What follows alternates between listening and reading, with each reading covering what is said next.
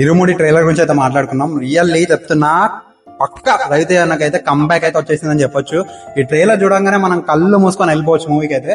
Real అస్సలు expect చేయలేదు. And ఆ ఎమోషనల్ అయితే రియల్ గా చాలా బాగా కనెక్ట్ అవుతుంది పీపుల్ కి. ట్రైలర్ లోనే అంత బాగా కనెక్ట్ అయింది ఫాదర్ డాటర్ రిలేషన్ అయితే. అండ్ ఇంకా క్రైమ్ సీన్ అసలు ఎక్స్పెక్ట్ చేయలేదు ఇరుముల్లో అయితే. అసలు క్రైమ్ సీన్ అయితే అసలు అవుట్ ఆఫ్ బౌండరీస్.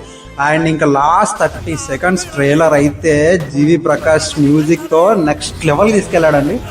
అసలు పిచ్చెక్కిచ్చేశాడు.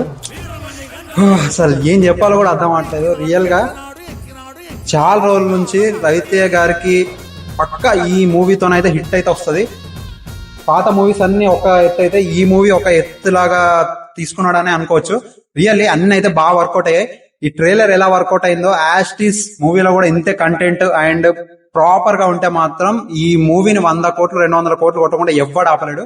సో థియేటర్ లో కలుద్దాం.